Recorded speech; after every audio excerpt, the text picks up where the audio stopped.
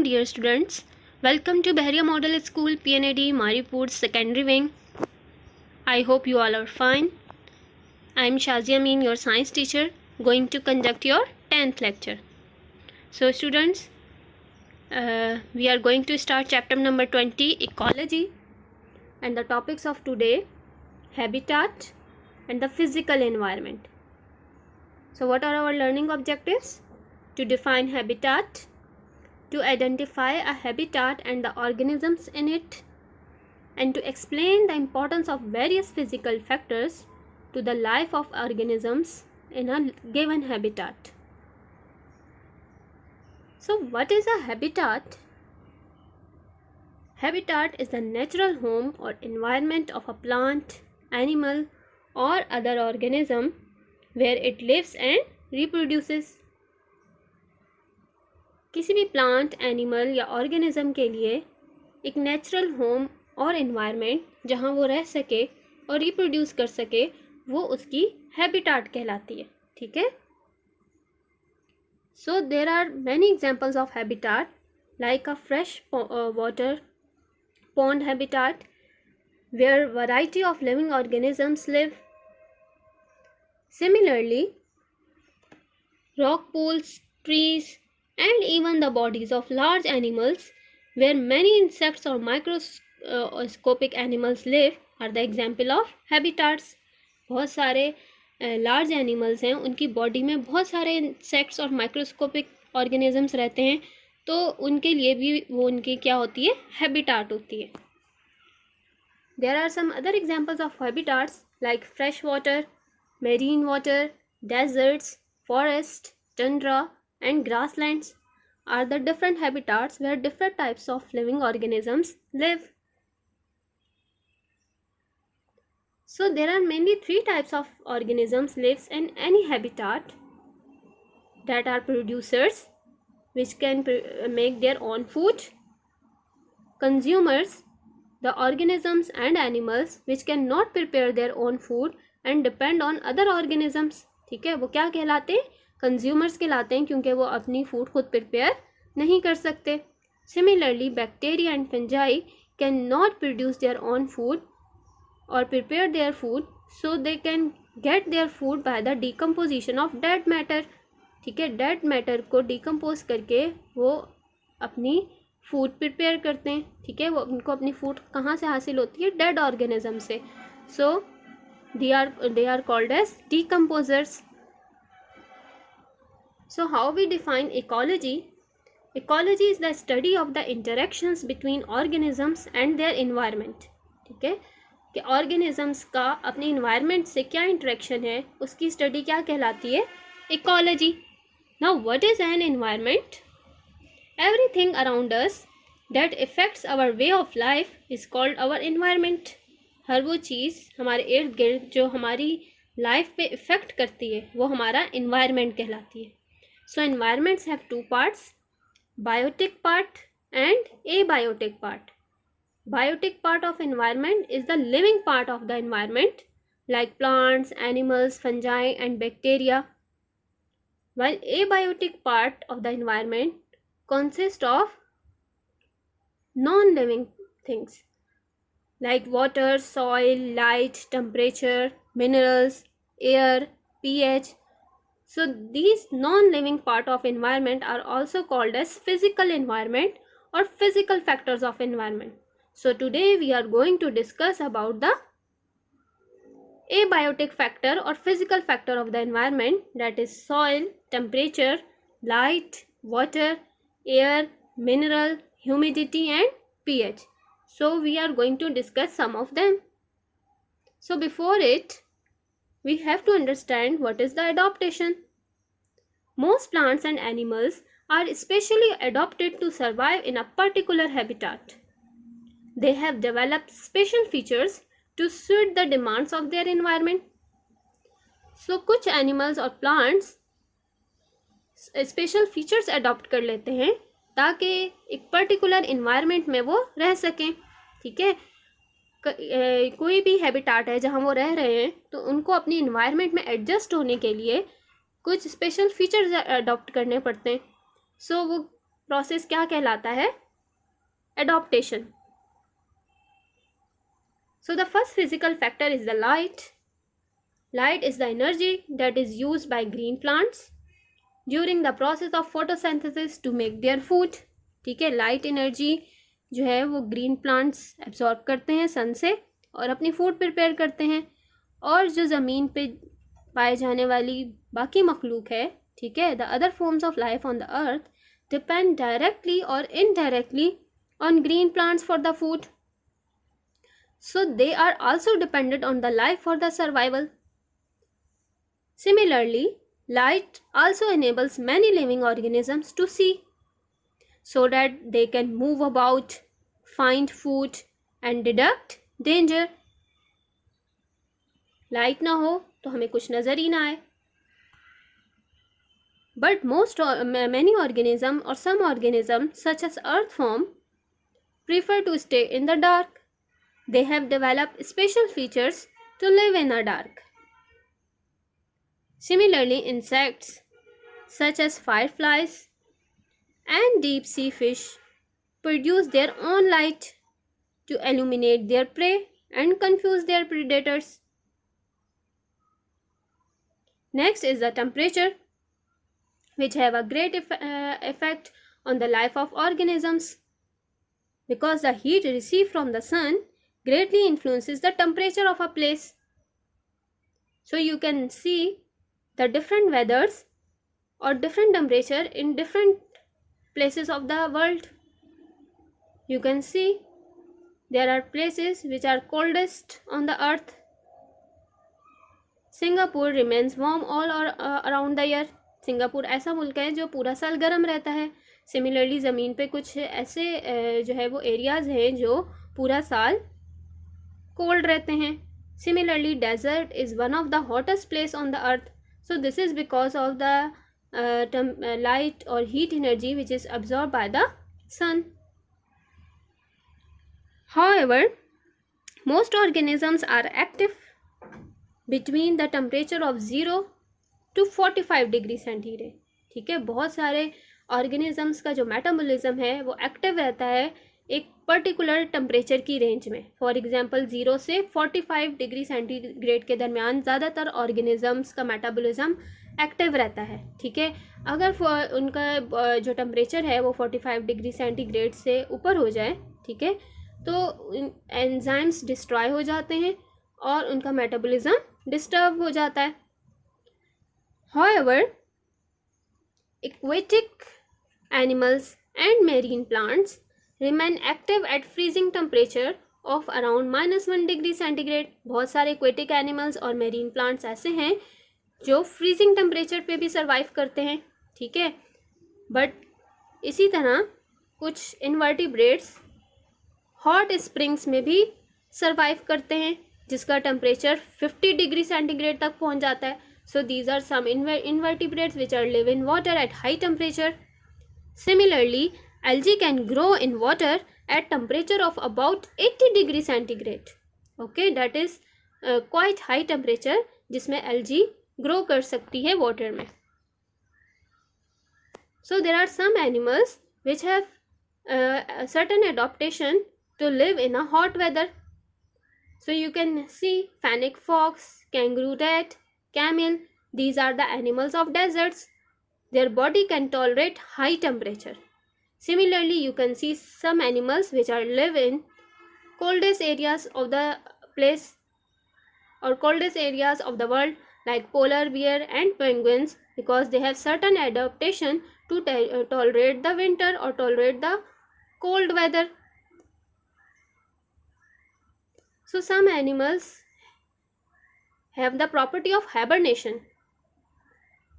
कुछ एनिमल्स क्या करते हैं ड्यूरिंग विंटर सीजन अपने आप को हाइबरनेट कर लेते हैं, यानी छुपा लेते हैं ज़मीन के अंदर या किसी रॉक में या सॉइल में, ताकि जो पूरी विंटर सीज़न है वो उसको अच्छे से पास कर सकें. ठीक है, ये उनकी स्पेशल एडॉप्टेशन है क्योंकि विंटर सीज़न में वो नहीं रह सकते, इसलिए वो विंटर सीज़न को गुजारने के लिए अपने आप को हाइबरनेट कर लेते हैं, छुपा लेते हैं. ठीक है, either in a cave, in under the soil. Okay, so this process is called hibernation. You can see some examples of some animals like bears, box turtles, bats, snakes, hedgehog, wood frogs. They can hibernate themselves. So this process is called hibernation. Similarly, shedding of leaves is one of the adaptive process which enable the plants to live through cold winters. For example, gulmohar tree in summer you can see there are a lot of leaves, but in winter it sheds all of its leaves. ठीक है, shading of leaves होता क्या है, जब leaves में chlorophyll ख़त्म हो जाता है तो लीव्स ड्राई हो जाते हैं और गिर जाते हैं. सो ये प्रोसेस क्या कहलाता है, शेडिंग ऑफ लीव्स. तो कुछ ट्रीज जो है वो पूरे साल में एक बार अपने सारे पत्ते शेड कर देते हैं, जबकि कुछ ट्रीज ऐसे होते हैं जो पूरा साल सारे पत्ते जो है वो नहीं गिराते, बल्कि कुछ जो है उनके लीव्स झड़ जाते हैं. So shedding of leaves is also the adaptive process. ठीक है, जो प्लांट्स जो हैं वो कोल्ड विंटर्स में अडॉप्ट करते हैं when they do not get enough water and sunlight. Similarly temperature controls the process of reproduction in plants. इसलिए हमें सीजनल फ्रूट्स एंड फ्लावर्स नज़र आते हैं, क्योंकि प्लांट्स कुछ प्लांट जो हैं वो सीड्स डेवलप नहीं करते unless they are subjected to certain temperatures for a period of time. So this explain why some fruits and flowers are seasonals. कुछ फ्रूट्स आपको विंटर में नज़र आते हैं और कुछ फ्रूट्स आपको समर में नज़र आते हैं, क्योंकि प्लांट्स को भी एक पर्टिकुलर टेम्परेचर चाहिए होता है रिप्रोडक्शन के लिए. Next is water. Water is essential for life and is therefore present in the environment of every organisms. Water is necessary for the digestion and absorption of food, helps to maintain proper muscle tone, supplies oxygen and nutrients to the cells, rids the body of wastes and serves as a natural air conditioning system. ठीक है, so organisms are in general most abundant where water is available. ज़्यादा organism भी आपको वहाँ नज़र आएंगे जहाँ पे पानी अवेलेबल होगा. So tropical rain forest are conducive to life because they are warm and wet. More than half of all plant and animal species in the world live in tropical rain forest. But the animals और plants that live in dry places have special adaptation to store water and reduce water. ठीक है, जो animals और plant desserts में रहते हैं जहाँ पानी कम होता है तो वो स्पेशल फीचर्स अडॉप्ट कर लेते हैं ताकि वो पानी को कम से कम जो है उसका जो लॉस है वो कम से कम रिड्यूस कर सकें, वाटर लॉस को रिड्यूस कर सकें और पानी को ज़्यादा से ज़्यादा स्टोर कर सकें. For example cactus is a desert plant. It have a spines instead of leaves to reduce the loss of water. Similarly the stem of cactus plants is broad, so it can store the water. Similarly, camel can go without water for weeks. They can drink a lot of water at one time and their body fats can break down to provide them with energy and metabolic water. Actually, the hump of a camel contains fats. ठीक है, इसके hump में क्या होती है, fat होती है that can break down to give energy and water. Next is minerals. Minerals are needed by the plants for healthy growth. For example, nitrates are the minerals which is absorbed by the plants from the soil. ठीक है, soil से plants जो है वो nitrates को absorb करते हैं to make proteins. So plants obtain minerals from the soil in which they grow, then supply them to the animals. जबकि हम animals की बात करें, so minerals required by the animals are usually obtained from their diet. ठीक है, जो minerals animals को required होते हैं वो animals minerals कहाँ से हासिल करते हैं, अपनी diet से हासिल करते हैं और from minerals dissolved in their drinking water. Next is effects of changes in pH. So what is a pH? pH is the power of hydrogen ion concentration. Water can dissociate into hydronium ions, means H plus ion, and OH negative ions. So changes in the concentration of these ions can have a great effect on pH in living organisms. ठीक है, अगर water में H plus या OH ions की concentration change हो जाती है तो वाटर की pH भी चेंज हो जाती है, जिससे उस लिविंग ऑर्गेनिजम्स की जो लाइफ है इफेक्ट होती है. ठीक है, so there is a scale of pH which is started from 0 to and ends on the 14. अगर वाटर की pH यानी वाटर में H प्लस आयंस की कंसंट्रेशन ज़्यादा हो जाती है तो वाटर एसिडिक हो जाता है. ठीक है, मीन्स कितनी हो जाती है उसकी pH? 7 से कम. ठीक है, 0 से लेके 7 तक अगर पानी की pH है यानी लेस देन 7, 0 से लेके 6 तक अगर पानी की pH है मीन्स उसमें H प्लस आयन की कंसंट्रेशन ज़्यादा है और वो पानी क्या हो जाता है? एसिडिक हो जाता है. And if the concentration of water exceeds from the 7, अगर 7 से ज़्यादा हो जाती है, 7 से लेके 14 तक के दरमियान, तो डैट्स मीन उसमें OH आयंस की कंसंट्रेशन ज़्यादा हो गई है और पानी जो है वो बेसिक इन नेचर हो जाता है, अल्कलाइन हो जाता है. ठीक है, 7 इज़ द न्यूट्रल pH. जो हम पानी पीते हैं उसकी pH क्या होती है? 7 होती है. ठीक है, ना वो एसिडिक होता है ना वो बेसिक होता है, क्योंकि हम क्या एसिडिक वाटर पी सकते हैं? ठीक है, नो, ना हम एल्कोलाइन वाटर पी सकते हैं. So there is a range of pH. सो आपको नज़र आ रहा होगा कि कौन सी स्पीशी जो है वो कितनी pH की रेंज में सर्वाइव करती है. क्योंकि हम पानी पीते हैं तो डैट्स मीन हमारी ब्लड की भी एक pH है. सो हमारी ब्लड की pH स्लाइटली अल्काइन है, यानी 7 से अबव pH है. अगर हमारी बॉडी की pH भी, हमारी ब्लड की pH भी डिस्टर्ब हो जाती है, so we have to cause different diseases. ठीक है, डिफरेंट जो है वो बीमारियां हो जाती हैं. और वो बीमारियां किसकी वजह से हो जाती हैं? क्योंकि हमारी बॉडी की जो pH है वो डिस्टर्ब हो जाती है. ठीक है, so the pH value of water और soil determines the types of organisms that can live in और ऑन इट. ठीक है, वाटर की pH या सॉइल की pH जो है वो बताती है कि किस टाइप का ऑर्गेनिज्म उसमें रह सकता है. So fresh water organisms live in fresh water with a pH of about 7. ठीक है, जो फ्रेश वाटर में ऑर्गेनिजम्स रहते हैं वो कितनी pH पे सर्वाइव करते हैं? 7 pH पे. जबकि वो ऑर्गेनिजम्स जो मैरीन में रहते हैं, ठीक है, मैरीन ऑर्गेनिजम्स हैं जो सी में रहते हैं, they can survive on the pH of about 8.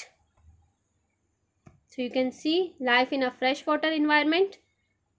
इनकी pH क्या होती है? ये 7. जबकि जो मैरीन environment में रहते हैं उसमें वाटर की pH क्या होती है? 8. Similarly, most organisms cannot survive in environments which are too acidic और अल्कलाइन. ठीक है, बहुत सारे ऑर्गेनिजम्स ऐसे इन्वायरमेंट में नहीं सर्वाइव कर सकते अगर वो बहुत ज़्यादा एसिडिक हो जाए या बहुत ज़्यादा अल्कलाइन हो जाए. So that's why acid rain can kill aquatic life in rivers and lakes and trees in the forest. ठीक है, एसिड रेन बहुत सारे एक्वेटिक लाइफ को किल कर देती है और ट्रीज़ को भी ख़राब कर देती है फॉरेस्ट में. Next is oxygen. Most organisms need oxygen for respiration. हम भी ऑक्सीजन के बगैर जिंदा नहीं रह सकते.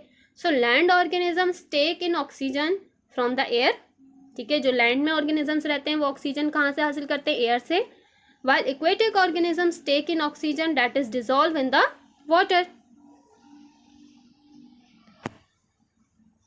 But warm and polluted water contains less dissolved oxygen. ठीक है, जैसे जैसे पानी का टेम्परेचर बढ़ता चला जाता है और जो डिज़ोल्व ऑक्सीजन है उसकी अमाउंट कम होती चली जाती है, क्योंकि ऑक्सीजन इज़ अ गैस. जैसे जैसे पानी का टेम्परेचर बढ़ता है वो स्केप हो जाती है. So warm and polluted water contains less dissolved oxygen as compared to the clean and cool water. So certain species of fishes like lungfish and guppy fish adopt themselves in water with little dissolved oxygen. ठीक है, यानी फिर ऐसे कुछ fishes जो हैं वो certain features adopt कर लेती हैं ताकि अगर पानी में डिज़ोल्व ऑक्सीजन की अमाउंट कम है तो वो सर्वाइव कर सकें. तो ये फिशेस क्या करती हैं, दे directly गल्पिंग the gases oxygen from the air. Similarly, red-tailed maggot can live in badly polluted water because it can get oxygen from the air using its long breathing tube. So that's enough for today. You have to revise the lecture from page number 238 to 244 and learn question number 1 and 2 from the booklet. Figure draw करनी है आपने question number 1 के साथ, और do you know का question है जो आपने सॉल्व करना है और कॉपीज में भी लिखना है. Thank you so much student. The lecture